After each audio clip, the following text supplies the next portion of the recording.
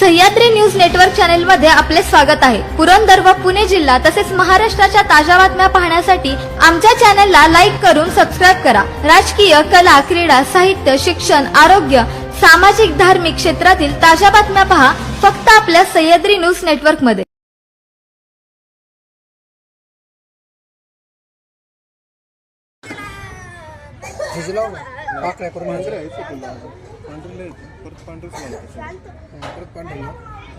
परत एक शेवटची लाईन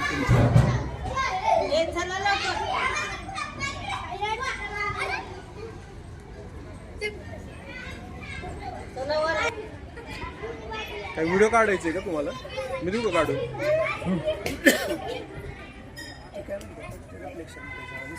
हा मग तेच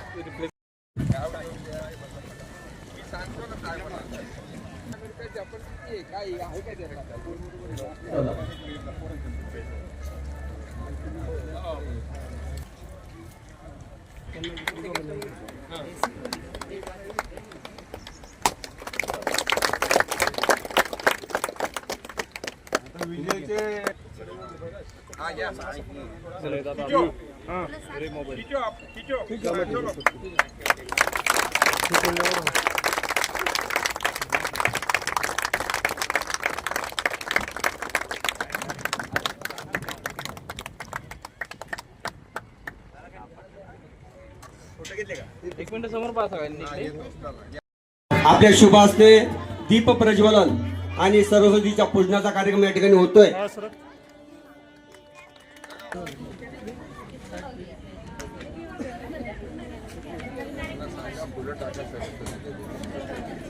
सर्वांना विनंती, सरस्वती पूजनासाठी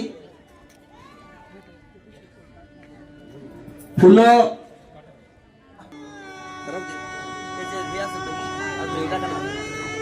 एक मिनिट महाराज महाराज महाराज सर इकडे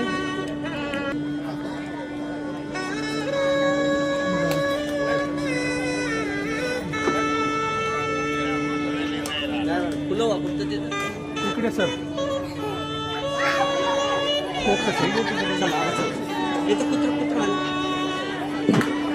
हॅलो, तो पाळीव प्राणी कोणाचा आहे? चला सर्वांना विनंती, आपण खुर्च्यावर स्थानापन्न व्हायचं आहे।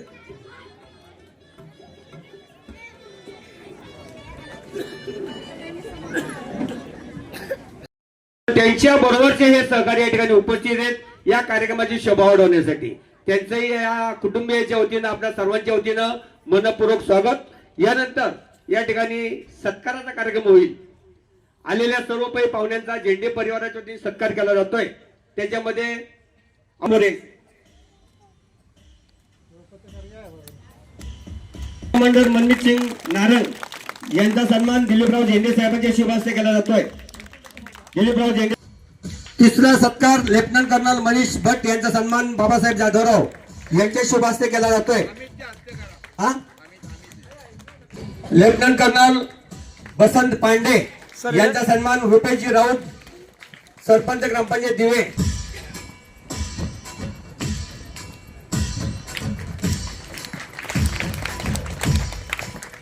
माजी सैनिक संघटनेचे या ठिकाणी बाबासाहेब जाधवराव माजी सभापती जिल्हा परिषद पुणे। शाळेमध्ये स्वर्गीय विंग कमांडर विजयकुमार ज्ञानोबा झेंडे शालेय उद्यान नामकरण सोहळ्यासाठी खरं तर आपण सर्वजण उपस्थित राहिलात, त्याबद्दल मी प्रथमतः आपल्या सर्वांचं स्वागत करतो। साहेब, बाबासाहेब, मी तुम्हाला एक त्यावेळेस विचारलं होतं आणि आता साहेबांना बी विचारलेलं, म्हणजे आपल्या ज्ञानोबा झेंडे साहेबांना बी विचारलं सांगू का तो विषय, ते बोलले म्हणून मी खरं तर सांगतो। राजकारणा पलीकडचा विषय आहे हा। ज्यावेळेस उद्यान करायचं म्हणून साहेबांनी मला फोन केला होता की असं असं करायचे म्हणून, तर त्यावेळेस ज्ञानोबा साहेबांचं एक, माऊली साहेबांचं, झेंडे साहेबांचा एक विषय असा होता की त्यावेळेस मला स्पष्ट बोलले होते की मी असं असं करणार आहे, पण मला बाबासाहेबांना विचारायचं आहे। तर त्यावेळेसही मी साहेबांना मी एका सेकंदात फोन केला होता आणि त्यावेळेस बाबासाहेबांनी सांगितलं होतं की आपल्याला तेच नाव द्यायचे। त्यावेळेस मी तुम्हाला बोललो होतो आणि आज खरं तर हा कार्यक्रम होत असताना एक आनंद वाटतो की राजकारणाच्या पलीकडे जाऊन आपण सर्वजण खरं तर हा कार्यक्रम करत आहेत आणि त्यावेळेस हे बाबासाहेबांचं आणि झेंडे साहेबांचं योगदान होतं. आणि खरं तर इथून पुढेही आपल्या ज्या जडणघडणीमध्ये असेल, शाळेची असेल किंवा इतर गावच्या जडणघडणीमध्ये खरं तर झेंडे साहेब असतील आणि बाबासाहेब असतील सदैव आपल्या बरोबर कायम भक्कमपणे उभे राहणार आहेत. आणि खरं तर हे करत असताना त्यावेळेस मला दुर्लभ पाटील यांचा फोन आला की असा असा विषय आहे.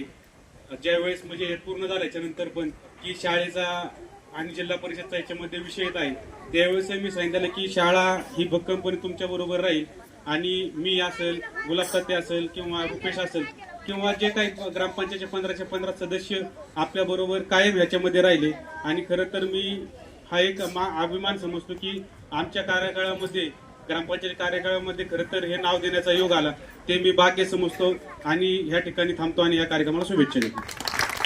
साथ हम एनडीए में थे, हम सब लोग. तो 3 चीजें मुझे उसकी अभी हमेशा याद रहती हैं. पहला, उसका जो देश प्रेम था. जब उसने एनडीए ज्वाइन किया था, हमेशा वो बोलता रहता था कि मुझे देश के लिए कुछ काम करना है, और वो करता रहा हमेशा. दूसरा, जो उसका प्रेम भाव था, वो प्रेम भाव आज मुझे दिख रहा है कि वो कहां से आया है. आप लोगों के बीच रह के वो पला बड़ा है. तो ये जो धरती है महाराष्ट्र की, उसने दिया उसे वो प्रेम भाव.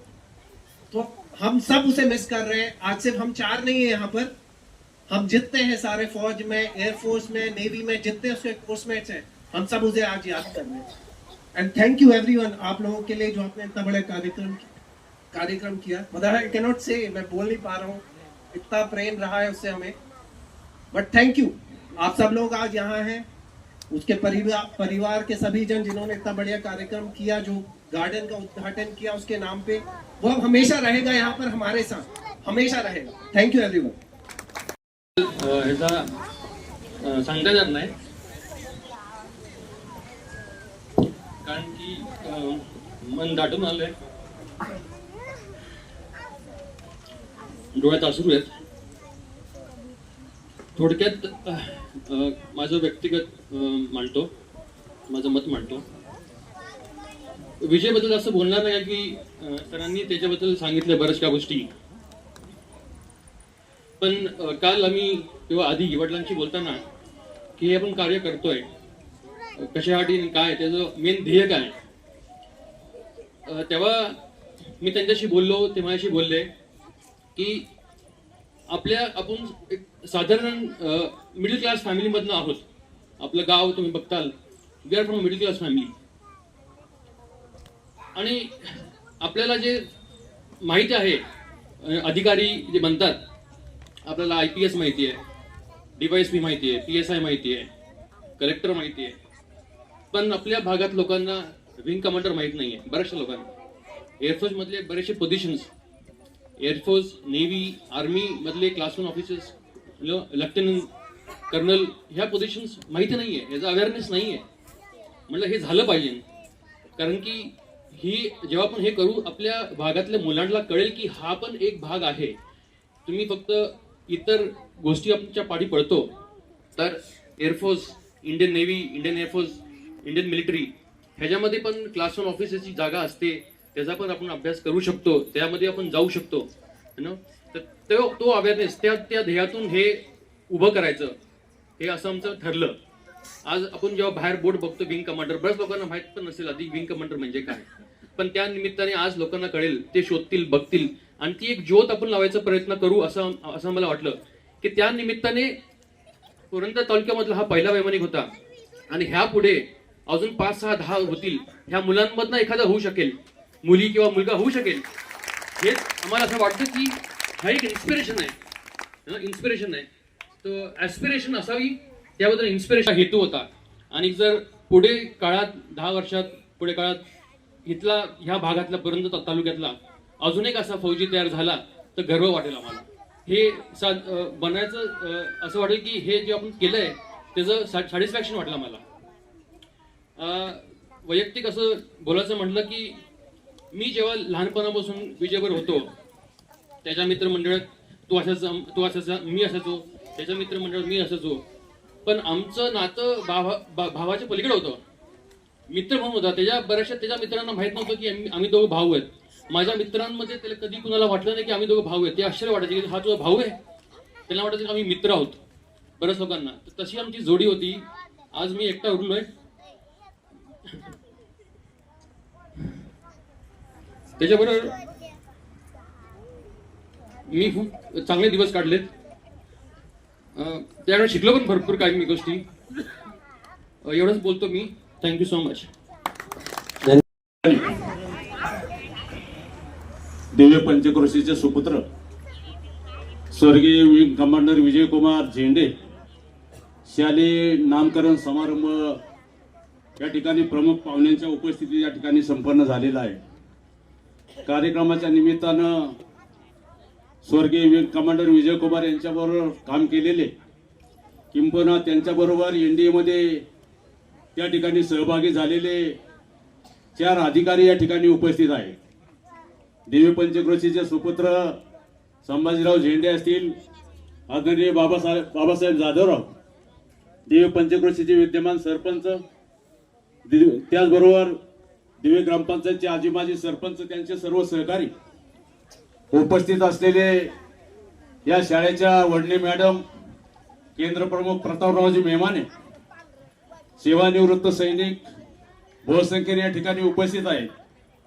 सर्व ग्रामस्थ, आमचे शालेय विद्यार्थी, आमच्या महिला भगिनी, आपल्या सर्वांचं या ठिकाणी एक गावचा सजग नागरिक या नात्यानं या कार्यक्रमाच्या निमित्तानं प्रथमतः आपलं मनपूर्वक असं सहर्ष स्वागत करतो.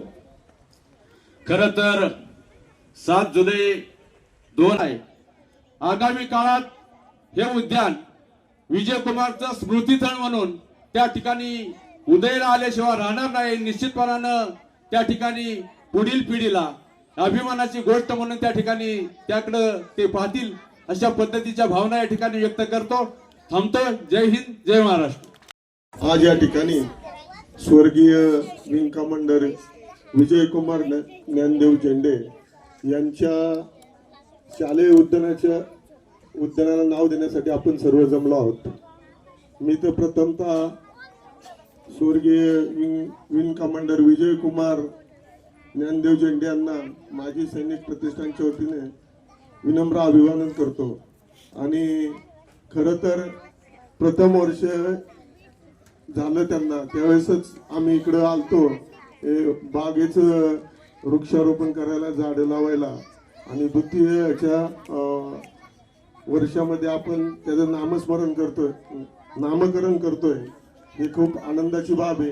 या कामासाठी दिवे ग्रामपंचायत असेल किंवा प्राथमिक शाळा दिवे असेल, यांनी सर्वांनी मदत केली. त्याबद्दल मी त्यांचं देखील माजी सैनिक संघटनेच्या वतीनं आभार व्यक्त करतो. आणि त्यांच्या वडील असतील, त्यांचं संपूर्ण कुटुंब असेल, त्यांच्याबरोबर आम्ही कायमच बरोबर आहोत. त्यांना आमच्या कायम संवेदना आहेत. एवढं बोलून मी थांबतो. धन्यवाद. करावेत अशी विनंती.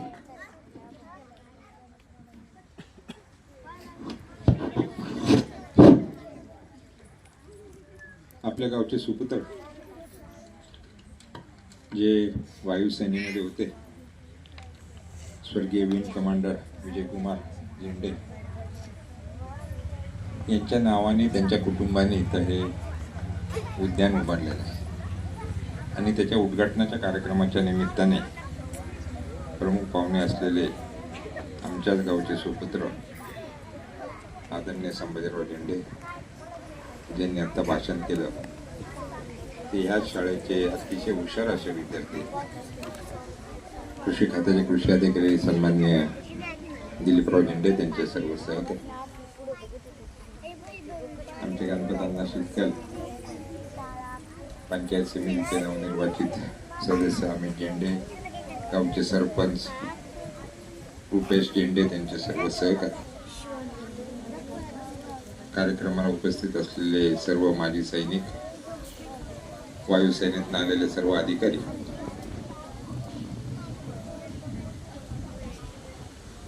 विजयकुमार यांचे कुटुंब, नातेवाईक, आप्तेष्ट, मुख्याध्यापिका वडणे मॅडम, खरं तर त्यांना खूप काय बोलायचं होतं. टिळकर साहेब तुम्ही त्यांना बोलूनच दिलं. तर हा त्यांचा भाग आहे, त्यांची शाळा आहे, त्यांना त्यांचं मनोगत बोलायचं होतं, पण तुम्ही काय बोलूनच देत नाही आणि आम्हाला सांगता बारक्या पोरांकडे बघून बोला. आता काय त्यांना बोलायचं होतं, त्यांना बोलून द्या. माझं झालं, त्यांना सांगायचं शाळेबद्दल काहीतरी मगाशी. आणि कुटुंबाने काही जण केलं, मग कुटुंबाने एवढा मोठा त्याग केला, आज इथं एवढं मोठं ही वाटिका उभी केलेली.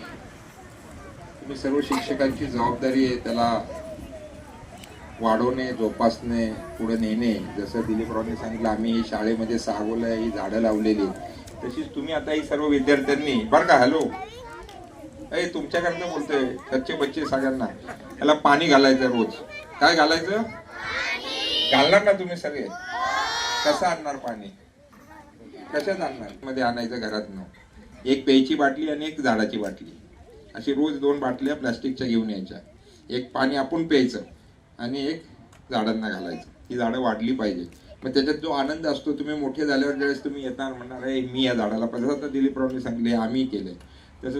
विंग कमांडर विजयकुमार ज्ञानोबा झेंडे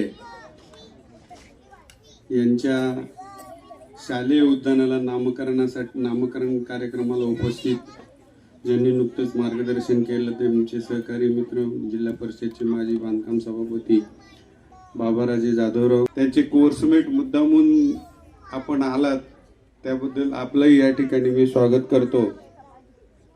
माजी सैनिक या ठिकाणी आलेले आहेत, त्यांचंही स्वागत करतो. आजच्या कार्यक्रमाचं वैशिष्ट्य की कुठल्याही प्रकारे बाबासाहेबांनी उल्लेख केला त्याप्रमाणे अशा प्रकारची दुर्दैवी घटना, आणि त्यांनी सांगितले गेल्या 20 वर्षामध्ये किंवा 25 वर्षामध्ये NDA मध्ये आपल्या गावातून तरी NDA मध्ये गेलेला पहिलाच मुलगा होता.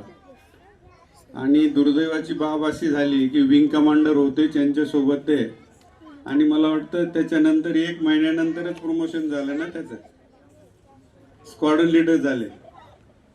त्याची ऑर्डर इथं आली आणि तत्पूर्वी सुट्टीवर आला असताना छोट्याशा आजारामध्ये त्यांचं या ठिकाणी निधन झालं. त्याच्यानंतर नानाबापूंनी आणि त्यांच्या कुटुंबियांनी त्यांच्या सौभाग्यवती वैष्णवी विजयकुमार झेंडे त्यांचा नामोल्लेख राहिला होता, यांनी ही कल्पना डोक्यात घेतली की त्याच्या निमित्त स्मृतिप्रित्यर्थ आठवणीनिमित्त शालेय उद्यान करावं आणि त्याचं नामकरण आज आपण करत आहोत. अत्यंत चांगला स्तुत्य असा उपक्रम आहे. शालेय उद्यानीकरण करून त्या ठिकाणी त्याला नाव देण्यासाठी दिलीपराव त्याला जिल्हा परिषदच्या C1ची परवानगी लागते. मुरलीधर अण्णा आणि ज्ञानेश्वर बापू यांनी याचा सतत पाठपुरावा माझ्याकडे केला. गजानन पाटील म्हणून या ठिकाणी CEO आहेत, आणि हे अधिकार खरं म्हणजे पंचायत समितीलाच असतात असं त्यांचं पत्र आलं. ते पत्रही आपल्याकडे आहे. त्याच्यानंतर पत्र आल्यानंतर थोड्या जिल्हा परिषदचे इलेक्शन्स वगैरे होते, त्याची आचारसंहिता होते, त्यामुळे हा कार्यक्रम लांबत गेला. असो, बाबासाहेबांनी सांगितलं त्याप्रमाणे मुलांसाठी आणि विशेष करून हायस्कूलच्या मुलांसाठी हा एक शुभ संदेश राहील, हा एक मेसेज राहील की NDA मध्ये जावं. बरेच लोक डिफेन्समध्ये तालुक्यातून बेलसर या गावातून डिफेन्समध्ये जास्तीत जास्त लोक आहेत. आपल्या तालुक्यातूनही भरपूर आहेत, आपल्या गावातूनही डिफेन्समध्ये लोक गेले, पण ते भूदलामध्ये गेले, वायुदलामध्ये फार कमी लोक गेले. त्याच्यात कार्यक्रमाला उपस्थित झाला सर्व लोकांनी विजयचा जीवनपट अशोक टिळेकर गुरुजी यांनी त्यांच्या प्रास्ताविकातच मांडलेला आहे, तो पुन्हा मी रिपीट करत नाही. धन्यवाद साहेब. प्रश्न विचार.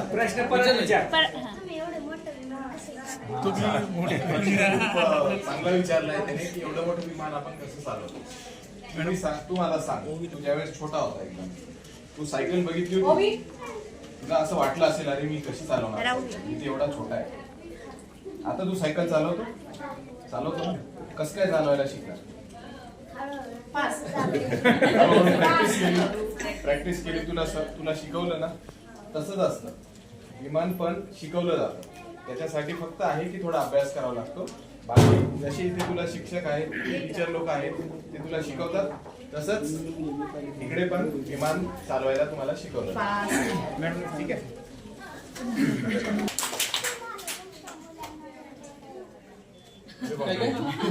मुलांना तुमच्या वेळ देता येतो का? तुमच्या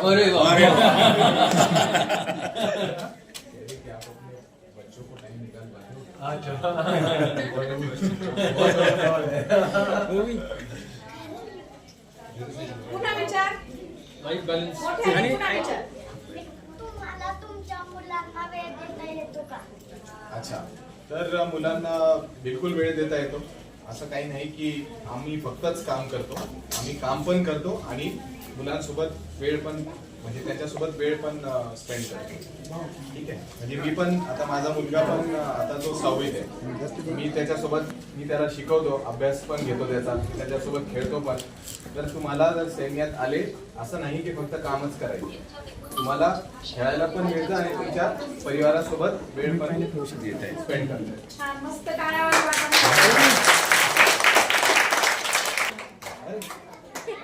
परत विचार शकते का?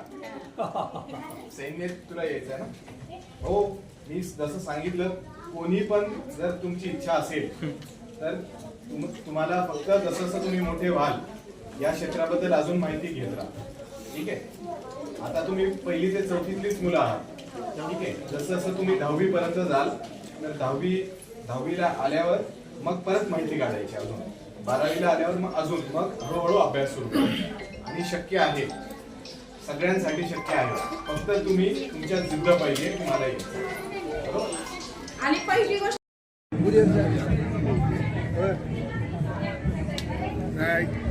दीदी